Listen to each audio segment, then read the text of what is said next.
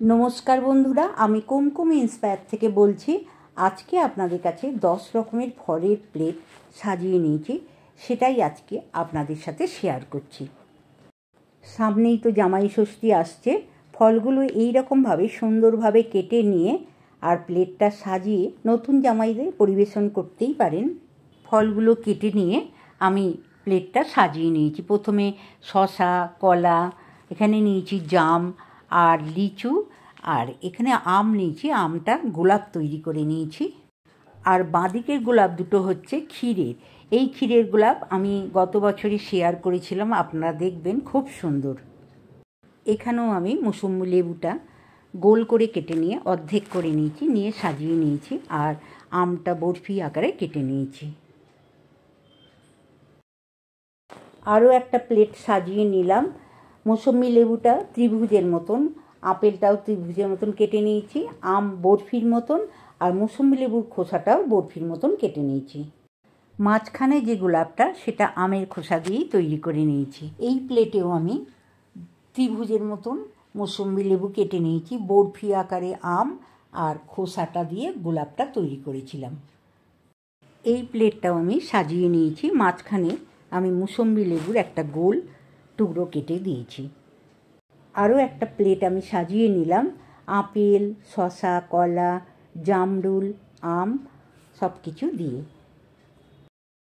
এখানেও আমি গোলাপটা তৈরি করেছি আমের খোসা দিয়ে, আর মৌসুম্বি লেবুর খোসাও ব্যবহার করেছি। এখানে আপনারা ফল ব্যবহার করতে পারেন। আমটা আমি বরফি আকারে কেটে দিয়েছি, ত্রিভুজের মতন আপেলটা কেটে নিয়েছি। আরও একটা ফলের ডিশ সাজিয়ে নিয়েছি।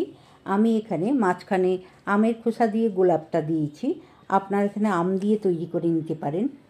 এখানেও আমি কমলা লেবুর কোয়া দিয়ে প্লেটটা সাজিয়ে নিয়েছি। এখন আমি ফলগুলো কেটে কিভাবে প্লেটটা সাজিয়ে নিলাম সেগুলো আমি দেখাচ্ছি। আমি এই জামরুলটা কেটে নিয়েছি ঠিক চাঁদের মতন করে। এখন আমি একটা গোটা আপেল নিয়েছি, আপেলটাকে গোল গোল করে কেটে নিয়ে তারপর আমি গোল থেকে অর্ধেক করে নিলাম। কলাটাও আমি কেটে দেখিয়ে দিচ্ছি। প্রথমে গোল করে নিলাম, তারপর দু আধখানা করে নিয়ে নিলাম। কলাটাকেও আমি কেটে দেখিয়ে দিচ্ছি। প্রথমে গোল করে কাটলাম, তারপর এইভাবে কাটলাম।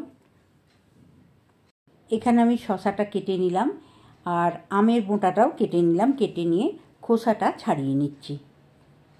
আমের খোসাটা আমি কেটে দেখাচ্ছি, আর আমের খোসাটা আপনারা ফেলবেন না। এই খোসাটা দিয়ে খুব সুন্দর একটা গোলাপ তৈরি করে নেওয়া যায়। আমের খোসাটা দিয়ে গোলাপটা তৈরি করে নিলাম। দেখলেন তো আমের খোসাটা দিয়ে কত সুন্দর একটা গোলাপ তৈরি হয়।